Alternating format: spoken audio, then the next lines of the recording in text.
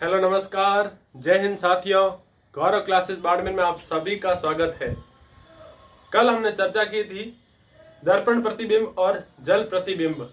Reasoning का जो अपना चैप्टर चल रहा है जल प्रतिबिंब और दर्पण प्रतिबिंब, उसके बारे में हमने 2 वीडियो बना चुके हैं। इसके बाद भी कुछ और मटेरियल बचा हुआ है जो परीक्षा की दृष्टि से महत्वपूर्ण है। तो अपनी क्लास आज शुरू करते हैं बिना वक्त गवाए। जल और दर्पण प्रतिबिंब। जल और दर्पण प्रतिबिंब।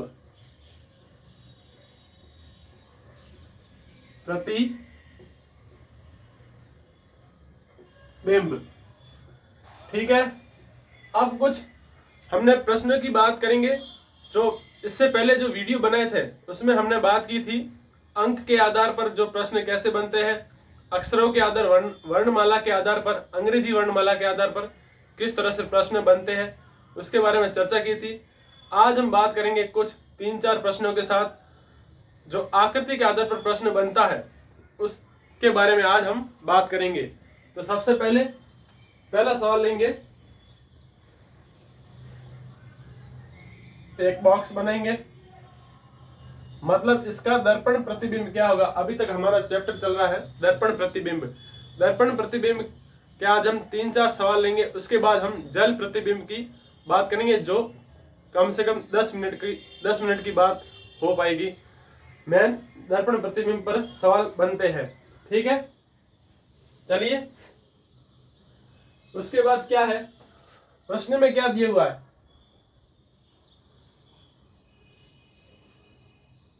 पहले हम आकृति बनाएंगे, फिर इसका जो दर्पण प्रतिबिंब होगा वो क्या होगा। ध्यान से देखना, आपका ध्यान बोर्ड पर होना चाहिए।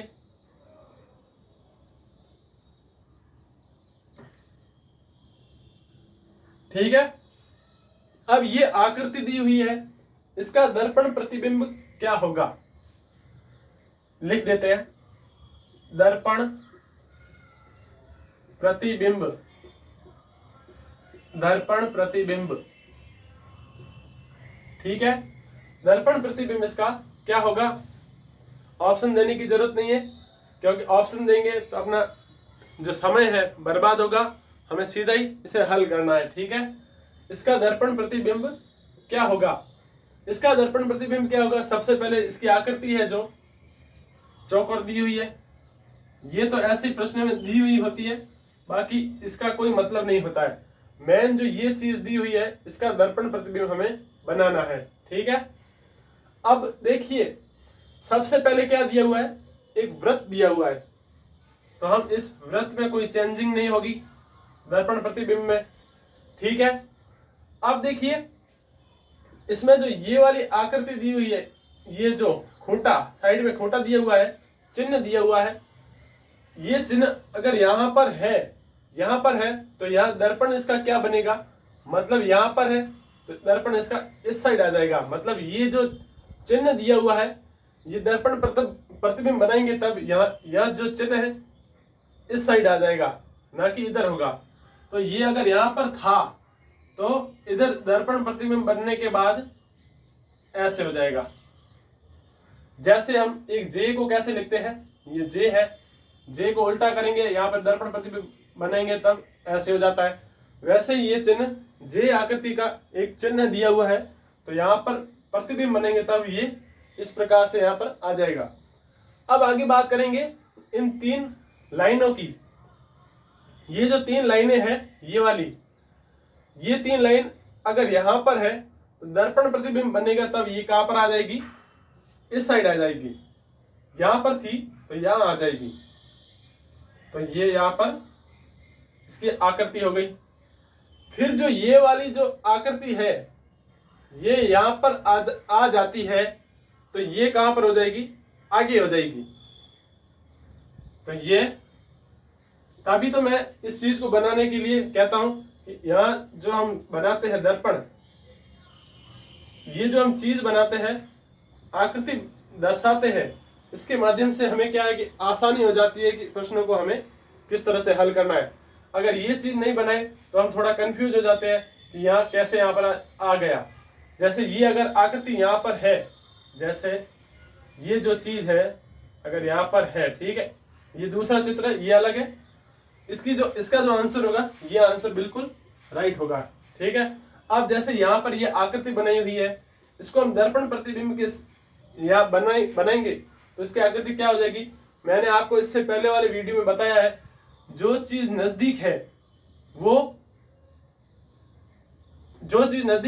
नजदीक ही रहेगी, ठीक है। जो चीज नजदीक है वो नजदीक ही रहेगी और जो चीज दूर है वो दूर हो जाएगी, समझे। जैसे एक सी आकृति ली है, ठीक है, सी कहां पर आ जाएगा, यहाँ ऐसे उल्टा हो जाएगा।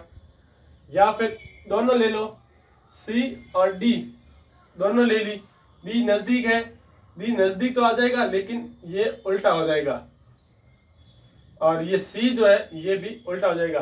कहने का मतलब ये है कि ये जो चीज नजदीक होती है वो दर्पण के हमेशा पास में होगी और जो दूर है वो दूर आएगी, लेकिन इनकी आकृति में बदलाव हो जाएगा। तो यहाँ उम्मीद करता हूँ आपको यह चीज समझ में आ गई होगी। ऐसे 2-3 और उदाहरण लेंगे, उसके बाद हम जल प्रतिबिंब शुरू करेंगे। चलिए अगला प्रश्न है अपना,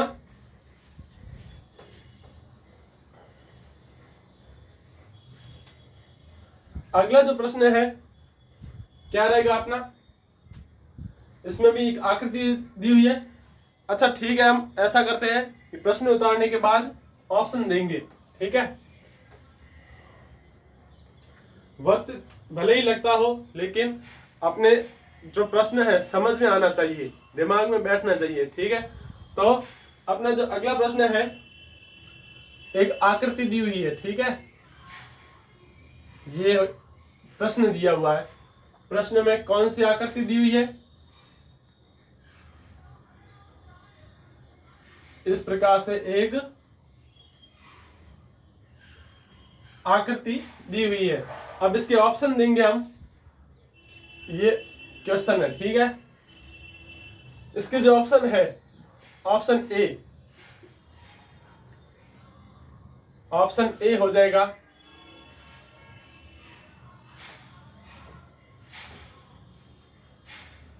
ऑप्शन ए हो जाएगा।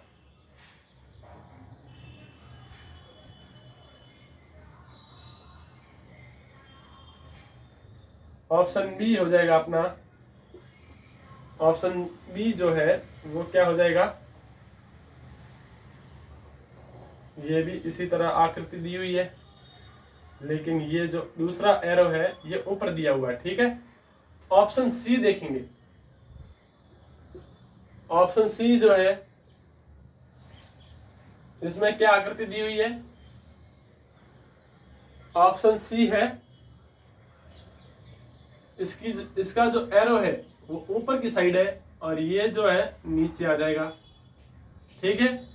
ऑप्शन नंबर डी में किस प्रकार आकृति दी हुई है, डी में देखिए ये जो एरो है बड़ा वाला ये नीचे दिया हुआ है और जो छोटा वाला एरो है वो ऊपर की साइड है, मतलब इस प्रकार से दी हुई है, ठीक है। अब देखिए इस आकृति को और इस आधार पर दर्पण प्रतिबिंब बनाने के साथ में इसमें कौन सा ऑप्शन राइट होगा, ठीक है। सबसे पहले हम देख लेते एक बार आकृति सही ढंग से बनी है, अपना ऑप्शन चेक कर लेते हैं, ठीक है, बिल्कुल सही है। अब इस आकृति को हम नीचे उतारेंगे, ये आकृति किस प्रकार दी गई है, हमें दर्शाई गई है, ये ठीक है। अब इसका दर्पण प्रतिबिंब बनेंगे हम। दर्पण प्रतिबिंब क्या होगा, ये जो वर्ग दिया हुआ है वैसा का वैसा ही होगा, ठीक है। अब देखिए ये आकृति इस प्रकार से दी हुई है तो यहां आने पर क्या होगा, ये देखिए एक बार ऐसे करने पर ये जो, एक मिनट, ये जो आकृति है ये अगर यहां पर है, यहां आने पर क्या हो जाएगी, इस साइड हो जाएगी, बिल्कुल। आप देखिए ये आकृति मैंने आपको बताया था हिलेगी नहीं, लेकिन यहां आने पर ये जो है ना इस साइड आ जाएगा और ये अपने उसी स्थान पर रहेगी। कहने का मतलब दर्पण प्रतिबिंब बनाएंगे, ये जो आकृति इस साइड हो जाएगी, जो बड़ी वाली आकृति है इस साइड हो जाएगी। और ये वाली जो मैंने आपको बताया, आप देखिए इस चीज को छोड़ दीजिए, अभी इस चीज को आप भूल जाइए। ये आकृति है वैसी की वैसी इधर बनेगी, ठीक है, ये बन गई वैसी की वैसे, ठीक। अब ऐसी की ऐसी यहां पर आकृति बन गई। अब देखिए इसके पीछे जो डंडी थी ये वाली, ये इस प्रकार डंडी थी, तो यहां आने पर डंडी यहां पर ऐसे हो जाएगी, मतलब उस साइड थी, अब यहां पर आने पर अपनी दिशा बदल ली है, मतलब दर्पण प्रतिबिंब इसका ये हो जाएगा। तो इस ऑप्शन में देखिए कहां पर है इसका, देखिए बिल्कुल ऑप्शन ए राइट हो जाएगा। ऑप्शन डी है, सी है, बी है, ये तीनों ही गलत हो जाएंगे, ऑप्शन ए अपना बिल्कुल सही हो जाएगा।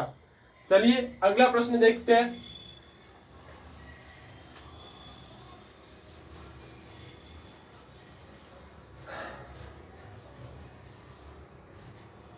अगला प्रश्न है अपना,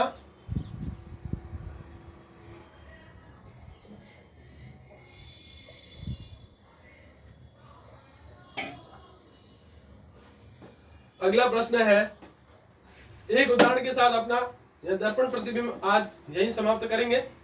उसके बाद हम लेंगे जल प्रतिबिंब, जल प्रतिबिंब लेंगे, ठीक है। अब देखिए सीधा प्रश्न करवा के ऑप्शन, बिना ऑप्शन के सीधा आंसर करेंगे, ठीक है।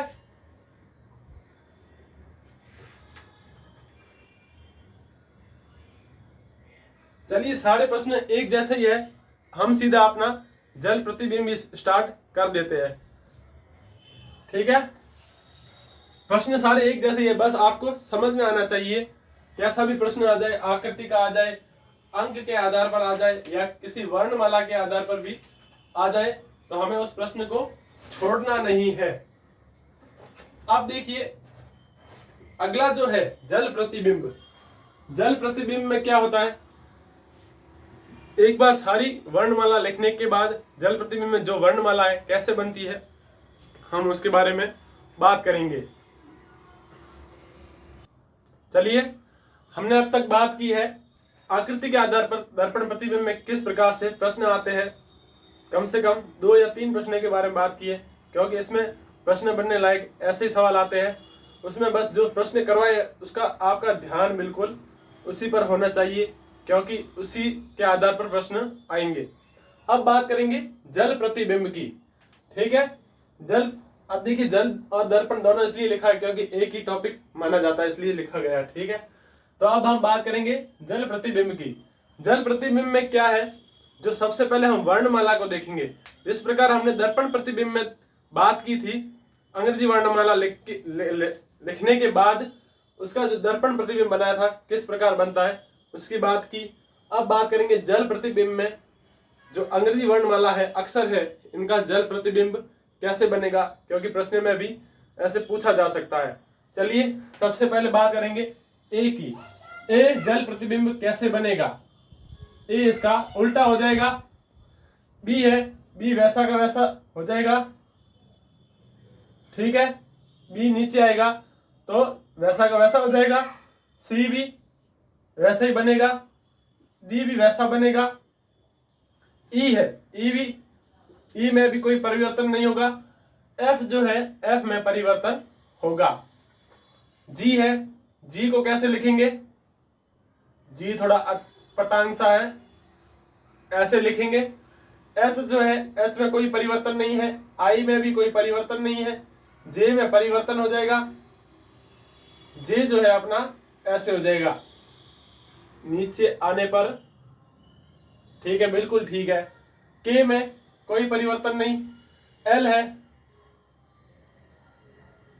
एल कैसे हो जाएगा, एल, एल ठीक है हो जाएगा ऐसे। एम, एम बदल जाएगा, डब्ल्यू हो जाएगा, एम डब्ल्यू हो जाएगा, ठीक है। फिर बात करेंगे एन की।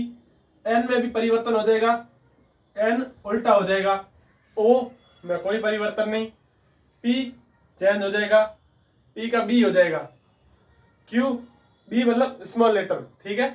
Q है, Q का ये चित्र हो गया। फिर इसकी जो ये डंडी है यही परेशान करेगी, इस पर आप ध्यान दीजिएगा। ये जो Q है ऊपर आने के बाद ये जो ऐसे हो जाएगी, ठीक है, इसमें कोई परिवर्तन नहीं होगा, बस ये नीचे से ऊपर चली जाएगी।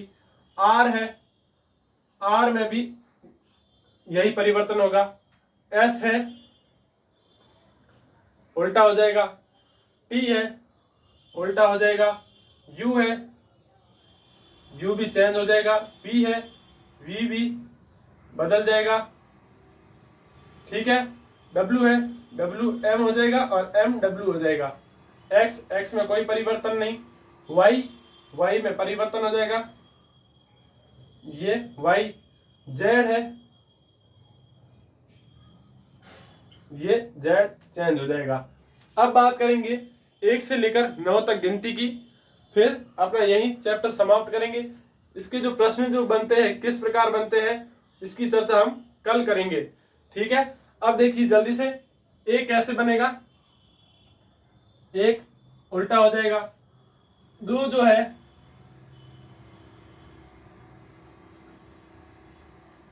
दो कैसे होगा, कंफ्यूज करने वाले हैं बिल्कुल। ये 2 हो जाएगा। फिर 3, ये 3 हो जाएगा। 4 कैसे होगा, 4 उल्टा हो जाएगा, तो हो जाएगा। 5 कैसे होगा, 5 हो जाएगा अपना, ये 5 हो गया। 6 होगा अपना, पहले तो ये 0 बना देते हैं, फिर 9 हो जाएगा, 9 ही लिखना है सीधा, ठीक है। 7 कैसे होगा, 7 इस प्रकार से हो जाएगा। 8 कोई बदलेगा नहीं, किसी प्रकार का चेंज नहीं होगा। 9 है, 9 में बदलाव हो जाएगा, 6 हो जाएगा, उल्टा 6 हो जाएगा, ठीक है। देखिए किस प्रकार से है, सारी वर्णमाला दी हुई है, ए से लेकर जेड तक किस प्रकार चेंज होगा एक बार आप देख लीजिए।